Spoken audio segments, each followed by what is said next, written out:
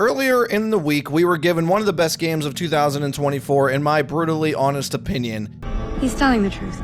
Good. That game I am referencing is, of course, Indiana Jones and the Great Circle. In this highly entertaining action-adventure game, Indiana Jones travels to many well-designed and stunning locations all around the globe. They ended up being so much fun, in fact, and so uniquely different from each other that I had to make a video all for you today to give you my opinion which are the best and which were the worst. Real quick before we continue, as always, I want to express my genuine gratitude to every one of you that have subbed this year. Jesus Christ. I can really hear this shit again. We are now approaching 1,300 subs nearing the end of the year, and I still can't believe that. I'm setting a new goal for 2025 of 5,000 subs for us to hit by the time the 2026 rolls into town. I don't see any reason we can't get started on that goal now though, so if you want to stick around to grow on this channel together, then maybe consider hitting that subscribe button and allow me to take over your timeline. Also, if you haven't already, make sure you go check out my full review of Indiana Jones and the Great Circle. I break down every aspect of that game to unpack how really good this game truly is. In that full review of the game, I explained that I was pleasantly surprised with how unique and enjoyable all these upcoming locations are, and plus a lot more. So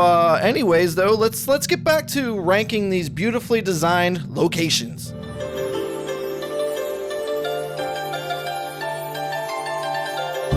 Full disclosure, there are a couple locations that quickly appear during the story, but they don't lead to anything for long periods of time like the 6 main locations do, so they won't be appearing in this video, just FYI. Also, real quick, before we move forward, yes, there will probably be story spoilers as we move forward in the video, just FYI. But anyway, with that being said, let's quickly talk about the first location, and aka the worst for this video. I will honestly say the fact that this is coming in at number 6 shows me how truly great all these locations are. I mean it when I say this, even Shanghai at 6 is still pretty good location. I just think that the other 5 in front of it are even better. The main reason Shanghai gets lowered on this list is the length of it, honestly. But like I also said, it's still pretty freaking good at the same time for what you do get here. The atmosphere of Shanghai is pure chaos with Japanese bombers launching an air raid attack, making every moment feel like your last. Really, the thing that Shanghai is going to be known for is that classic Indiana Jones type of moment when you're gunfighting with a turret inside a plane, and it feels like just Call of Duty stuff right from their story campaign mode things. Your plane is then stalling out, so he jumps from one plane to another. He proceeds to fist fight that other gunner from the other plane on the wing of the plane, and then finally hijacks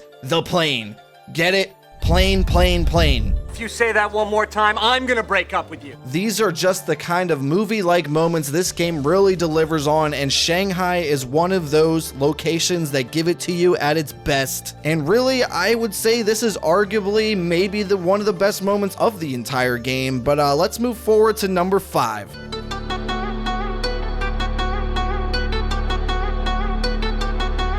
I know, unfortunately, that was it for Shanghai, and Iraq here kind of falls into the same shorter category as well, as they aren't too long of sections. I will say Iraq and another one we will talk about later are still slightly longer than Shanghai, but nowhere near as long as or in depth as the other few that are coming up on this list too. Iraq, or also known as the final chapter of the game, is only higher on this list mainly for it being the epic conclusion to the story. When you first arrive in Iraq, you have to rescue your partner Gina, which adds some stakes to the beginning of it. In order to rescue her, you must sneak through a heavily infested German camp-like base thing. Personally, I found this area to be maybe the best stealth area in the entire game. It requires you to use your thinking a little bit harder and your brain power to get through it. You actually have to strategize or you will get caught and you will die. I promise you that, you will die. I think atmosphere is the main thing that holds this one back. All the other maps really have an atmosphere. I didn't really find anything special about Iraq. It's not as visually stunning as the others, and there's just not much to it. It's more story based, which is okay.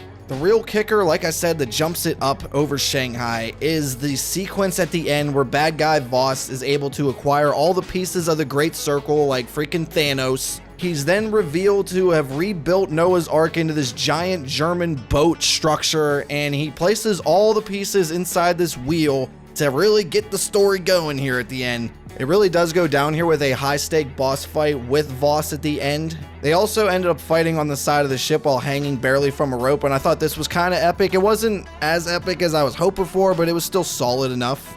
It's a great conclusion to an amazing game, and let's move over to number 4 because there's not really much else to say about Iraq, unfortunately.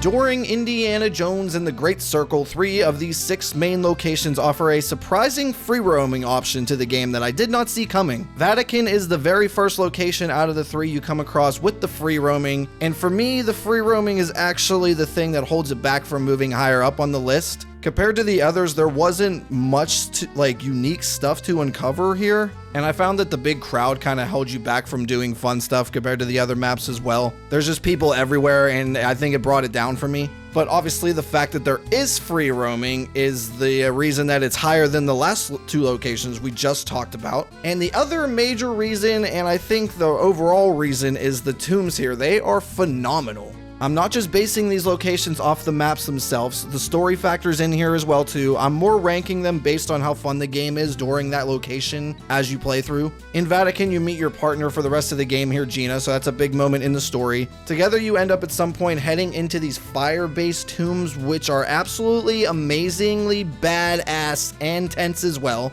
Just something about fire here adds an extra danger that you need to every single room and every tomb you do explore. There's one point here that the room starts going up in flames and you're swinging across these flames like a superhero or Indiana Jones himself from the movies. Also mixed in these tombs are these swinging blade areas that make you dodge and weave your way around as you're jumping from platform to platform. And after the tomb sections are over, you get your final boss battle, Locust, which is the first one of the game, so I think that's a little bit impactful in its own right. This ends up being a solid fist fight as the giant man tries to overpower you while you do your best to dodge or block his heavy strikes or grapple. It's just something different that you haven't seen up to this point of the game. And in the end, you meet the main villain Voss for the first time, which does lead you to Indiana Jones things like hanging from a blimp thousands of feet above the ground, which I found to be very epic in its own right as well. So yeah, while free roaming on Vatican isn't the best thing you'll do in the game, the sense of discovery here is at its peak when you explore these amazingly designed fiery tombs.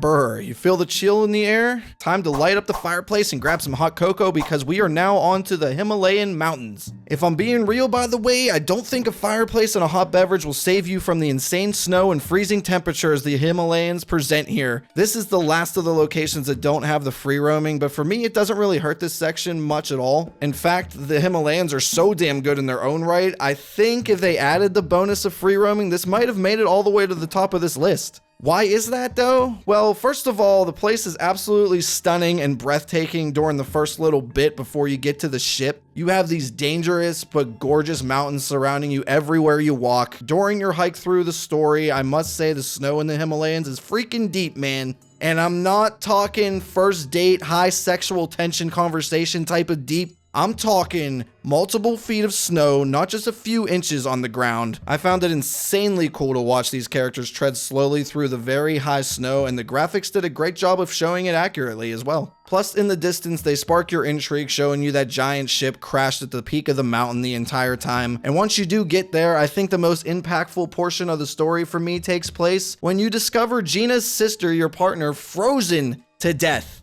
A truly heart-wrenching moment is the kind of thing that makes you really sympathize for a character, and the dangerous freezing temperatures of the Himalayas are what made this type of death hit even harder for me. Remember what I said about the fireplace and the hot cocoa not being enough? Gina's sister and the many frozen German soldiers are perfectly good examples of what I was talking about. So yeah, guys, if you're into the snowy vibe and the high action cutscenes and the heart-wrenching moments during this little section here, I think the Himalayan part of the game is for you.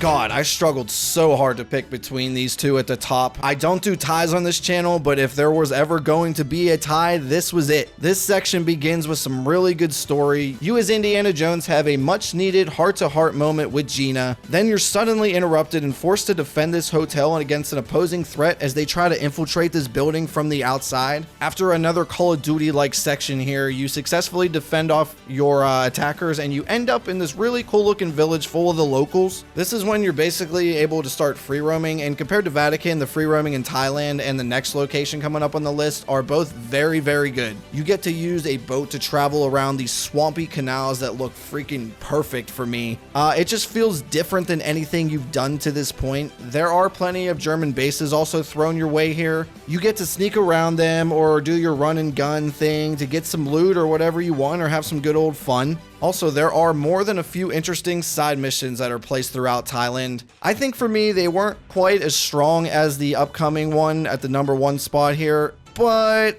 that still doesn't mean it's a negative. Once you are done with your side missions and exploring, the story/tombs are again the thing that rises this up near the top. But also, of course, that amazing anaconda I enjoyed way too much. I will say though, for me, being a little biased towards the snake, that is actually why I bumped this down to the #2 spot instead of #1. If you don't love snakes as much as I do, then maybe this section wouldn't hit the way it did for me. So trying to be a little unbiased here, I think bumping this down a spot is fair. That all being said though, the anaconda section still has some undeniably amazing positive aspects to it. The tension is at an all-time high in this part without a doubt. You're forced to swim between these structures before the giant snake snatches you up and potentially scares the hell out of you. Whether it's a snake, shark, bear, crocodile, or whatever the hell this thing is, I think the tension of being chased here is absolute peak level of game design,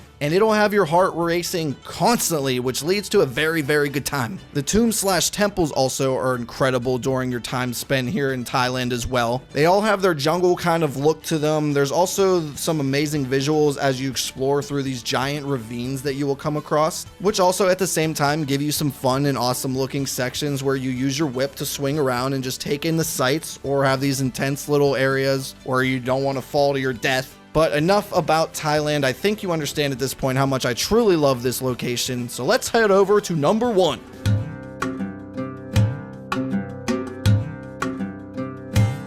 The best location in Indiana Jones and the Great Circle by a very small smidge is Giza, or Egypt. I mean, come on, as soon as you arrive here, you just see this massive open area for you to explore with many perfectly designed tombs in every direction. I know I might be a little bit of a broken record here, but again, there are so many stunning wallpaper-worthy views. This time we are going to start with the underground tombs throughout your Egypt playthrough, because they mostly carried this all the way to the top of the list. Whether it was the main ones from the story or the many, many smaller side ones, I found them all to be extremely immersive to climb through. Something about Egypt and tombs just mixed together well, like a perfectly well-crafted margarita on a hot summer day. Seeing all the Egyptian hieroglyphics sketched on the walls and the crazy massive size of some of these areas is just something to take in. It really just spoke to me well, and this was easily the most invested I was in this entire game. As you discover some of these tombs, they even throw scorpions at you, which again is so accurate to Egypt. The tension isn't quite as high as a giant snake hunting you from underneath the surface, but they add a ton of urgency to some of these smaller claustrophobic areas for sure. You'll panic sometimes as you search for a fire source to keep them at bay, or they can overwhelm you when there's literally hundreds of them pouring out towards you at all times. After you do conquer the scorpions at the end of the Egypt section of the story, they bring you to this extremely, and I mean extremely, creepy,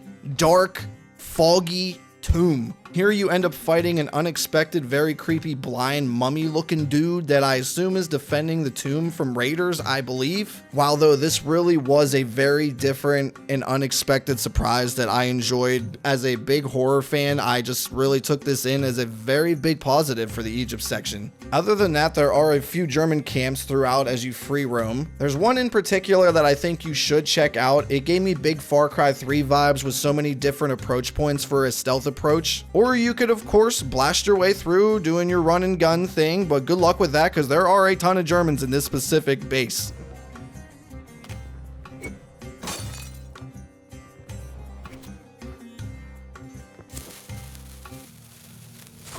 Fire!